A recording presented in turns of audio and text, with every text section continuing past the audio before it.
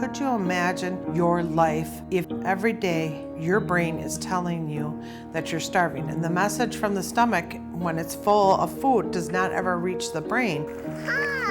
I had an amazing time with Sophie when she was little.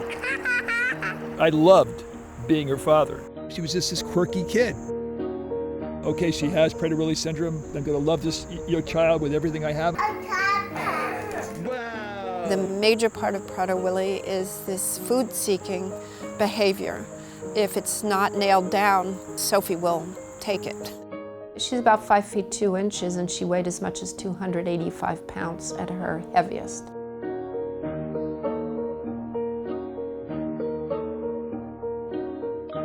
So the 15th chromosome has the error. It affects the hypothalamus. The hypothalamus affects your sleep, affects your growth, body temperature regulations, all these things. To deny a person food of all things, I mean, it's not just nutrition, it's celebration, it's love, it's life itself. She started to have these meltdowns, which is very much a part of the Prader-Willi syndrome. No, he's not. Yes, let's work with me. I don't have any friends, I don't have any people to go to. She plants herself in front of the refrigerator and just starts pulling things out of the refrigerator and throwing them across the room.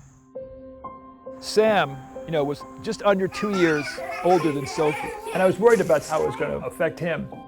After a while, we realized that the best system for keeping Sophie out of the fridge and the pantry was to lock everything. I get scared. Violent, desperate? Yeah, it's very violent. And you just try to keep her alive. Because I refuse to have Sophie's life engulf us to the extent that... It already has. It already has.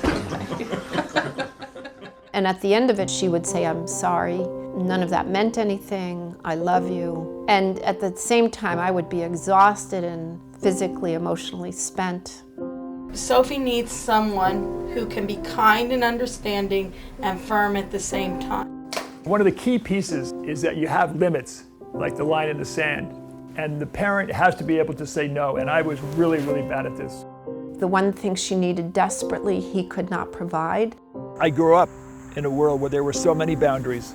There was nobody who's going to tell Sophie what to do. She could do whatever she wanted to do. It's a chronic thing. It doesn't get better.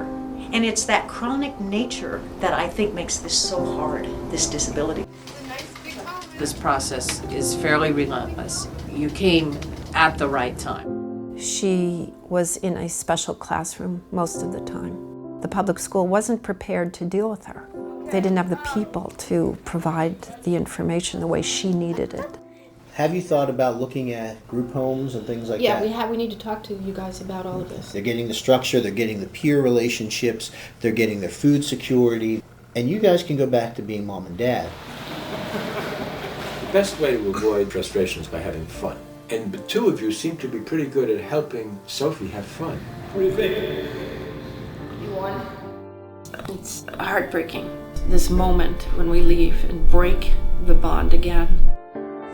It's tough to let go of her, and it's tough to say goodbye.